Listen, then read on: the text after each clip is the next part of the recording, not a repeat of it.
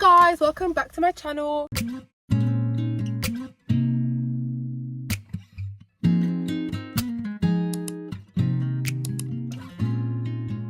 So today I'm going to be doing a little Q&A. It's going to be things I've learned being 19 and how I'm preparing myself for my 20s. I've got myself a few little snacks. I've got some Lindors as well, so I can snack on while I answer these questions. I've written all the questions in a little piece of paper because I'm obviously using my phone to film. Let's have a little try. It's really good. Okay, let's get started. So the first question is, what is a surprising thing about turning 19? Okay, I actually have a good answer for this as well. Turning 19, from when you're young, you think, oh yeah, you're going to be 18, you're going to be 19, you're going to have all the freedom in the world, you're going to be able to do everything you want in the world. Life is truly not like that. I thought when I was 19, I was going to be doing big things, moved out already. No. What's it about? No. So I'd say my most surprising thing is literally the realization check. Like, I do like where I am for my age and stuff. I don't think I have like failed in life or anything like that, but I definitely had a lot more expectations, like 18 and being 18 and up, and they just haven't been true, not for me or not for anybody that I know, not for anyone of my surroundings. And I think it just comes to show that we expect so much of like this world to give us, and it's just not like that. For example, moving out, like, firstly, when our parents were young and stuff, like, things are so cheap and now they're so expensive. Like, we don't realize that as we're growing, the world is evolving with us. That would be my most surprising thing, like the reality check that you really get. By the way, ignore the mess in the back. I don't have an excuse, it's just messy.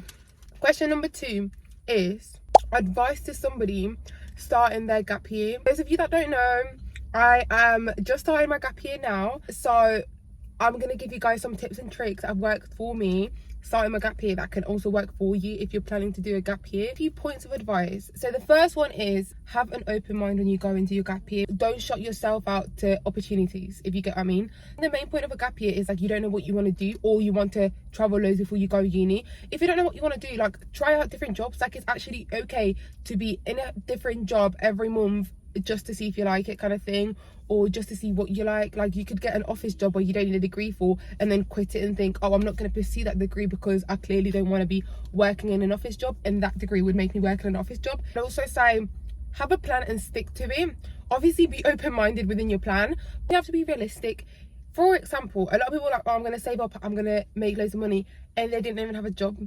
Now, I'm saying, no, there's no problem with not having a job, but what I'm saying is, it's hard to find a job. So don't say you're going to save up and you're going to make all this money if you don't have a job yet. For me, for example, if I didn't have a job but I knew I wanted to save up for in my gap year, and I didn't find a job all through summer, I'd been looking, like, and everything, because you can work in sixth form and you can work in college. So if you've been looking for a job in all that time, you haven't found a job, you're looking in summer, you still haven't found a job, then I would have to get a plan B and not just sit around and wait for a job that might never come, because then I'm just wasting my gap year, if you get what I mean. I've wasted what I wanted to do within it. Same thing with traveling. A lot of people go, oh yeah, I'm going to travel a lot, but you haven't started saving before your gap year. So what money are you really going to travel with? That's what I mean. Like, have your gap year set out and what you want to do in it, and actually go out and do it. Question number 3, how to manage feeling overwhelmed about the future. This is such a big one, and I struggle with this literally nearly every day. We all want our lives to be perfect. We all want our lives to be planned out, and the best you can really do to not feel overwhelmed about it is literally take it one day at a time. Like, I try not to stress about too much about like the next 3 years or the next 5 years. I sort of know what I want to do, and one thing that really helped me is I have a journal in which I wrote all the different jobs I want to do. No way, somebody's just pulled up and parked next to me. He's left. But yeah, anyway, I was saying, I have this journal in which I wrote down all the different types of jobs I would do, or like jobs I want to experience and things I want to experience in the next couple of years. So I wrote them all down, and whenever I feel a bit lost in what to do, so if you're not enjoying your job a lot, or if you need to find like something like that, I always go back to it, and it kind of gives me like the options of the things I could do. I have like going to uni is one of my options. I used to really want to do like this cruise lining job where you work in a cruise ship, so that is one of my options. So if like tomorrow, let's say I was like, I don't enjoy what I'm doing at all, and I want to complete that drastic change, I haven't got a lot of money, what can I do, like, and I'm stressed about that, I will go through my journal and I'll be like, oh, that cruise ship that I wanted to go on, I could apply for that now. Do you get what I mean? So it's good if you do that, and you can make it very detailed. Like, I put all the prices, everything I need, how long each job would take or each thing would take. Another example is Camp America. I applied for Camp America for next year, so that is for like near future. And then for your later future, like getting married, having kids, honestly, everything's gonna come to place together when it's meant to. So don't stress too much about that. I used to be someone who used to stress so much about it, but now I'm just focusing on the fact that I want to go out and do crazy things and do whatever, and sort of waste my 20s, waste my years, like not building up money, but like getting experiences, living and enjoying. Because I find that a lot of people early 20s, they try to save up a lot of money, they try to have a stable career and stuff like that. We are at the youngest we're ever going to be, with no responsibilities. It's actually time to go out and enjoy ourselves, not to, and I don't mean clubbing every day, but not to be saving up and stacking every single day. Like, saving up is important, we will get to that in a minute, but that's not what you should spend all your 20s in, if you get what I mean. Like, you've got time and you need to give it to yourself, because if not, what's going to happen is you're going to get to 25 and you're going to be burnt out from working, and then you're going to want to be taking a break in life, when that's the time you're supposed to start settling down. If you want to be having kids and married by 28, then now is the time you need to be free and move to a different country, travel the world, explore, go to Bali, go to Thailand. You know, now is that time, so that when 25 comes, you're actually ready to settle down. So the next question is something I wish I knew before starting my business. So for those of you that don't know, I am a lash tech and I've got a lash business. I started it when I was 17. I am now 19, and I've really enjoyed it. There's definitely been ups and downs, times where I wanted to quit it and times where I thought it was the best thing I've ever done. Something I wish I knew before starting it though is definitely, I used to think if I quit my business, I would never be able to take it back up. And recently I've decided, like, I don't know how long I'm going to be doing lashes for, but because I do want to travel and I do want to experience the world and I do want to do all of that, I wouldn't want to have my lash business in between, because that would make me, it will pull me back a lot, if you get what I mean. Some people think because you work for yourself, it's easy to just stop working and, you know, take the time off that you want and do all of that. It's actually not. It's actually harder when you work for yourself. And the reason for this, I think anyway, is because we are our own bosses and we know how long it's taken us to build that business.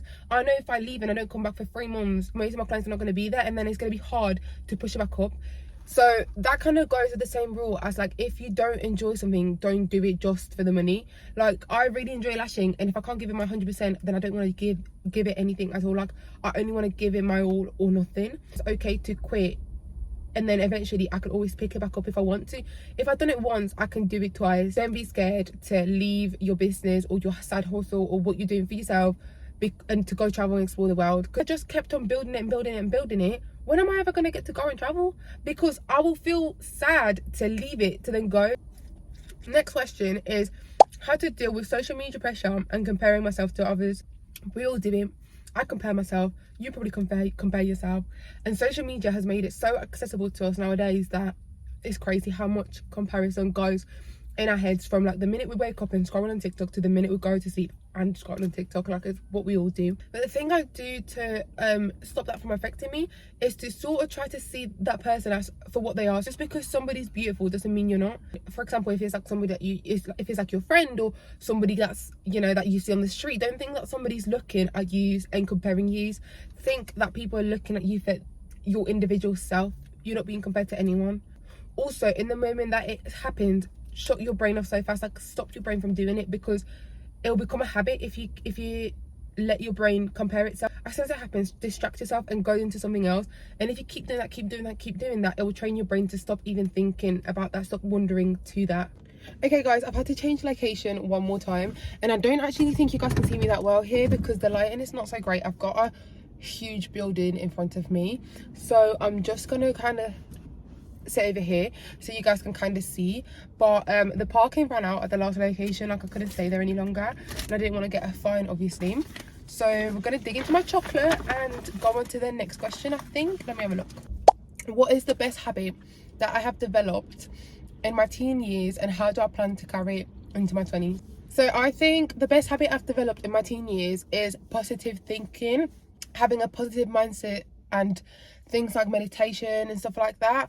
I think that's genuinely what's helped me so much get through everything that life's like harshly thrown at me, because I have had a lot of things happen to me in the past couple of years, and I think positive thinking and just how you react to bad situations. So for example, I had to have surgery last year, and that for me was traumatic because it happened around like my 18th birthday. Completely missed my 18th birthday. I was literally getting like having tests on my birthday day and stuff like that, and I know a lot, and it messed up like my whole year and stuff, and I just think the way I dealt with it is what helped me overcome it mentally so easily. I just thought of it as not a good thing, but I just sort of thought of it as, okay, it's happened. I definitely had my ups and downs during it. Like, I was so scared of like having a heart operation and all of that. Literally cried so many times. I didn't think, oh, why me? Like, obviously you think about that for a split second, but I didn't like dwell on like, why me? Like, what have I done to deserve this? Like, why not somebody else? I kind of just tried to think like, okay, this has happened, how can I overcome it? Once the surgery's done, like, what can I do? Like, you know, stuff like that. So it was just mainly that, like, having a positive mindset about it. So yeah, ever since then I've tried to have a positive mindset about everything that happens to me. Every inconvenience that has appeared in my life, I've just kind of tried to just see for what it is. It's already happened, and how can I move past this? Everyone's probably just thinking, what is this weirdo doing talking to a camera? Don't mind me, I'm just filming a YouTube video. Next question is, what is the hardest lesson I've learned about money and saving?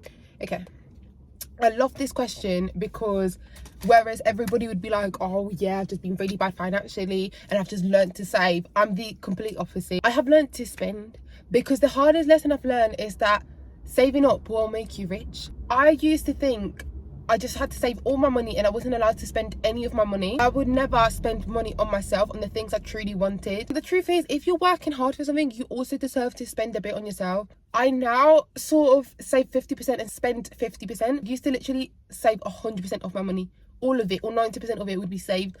And I don't think that is how life should be. Saving up is not going to make you rich, and when better to spend it than now? Do you get what I mean? Like, I don't want to spend it like 20 years down the line when I've got kids and that money is literally going to my kids and I'm not going to have it for myself.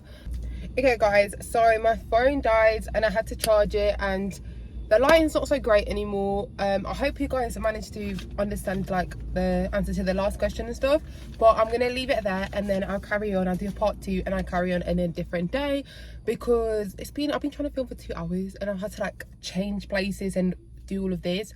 So that will be it for today. I hope these questions have helped you guys get to know me a little bit more, and I hope it's giving you a lot of advice that you might need going into your 20s as well as me, and things that you might know if you're a little bit younger and you're still 17, 18, 19. But yeah guys, if you've liked the video, please give it a like, and got a few more videos on my account that you might want to check out, that you might like.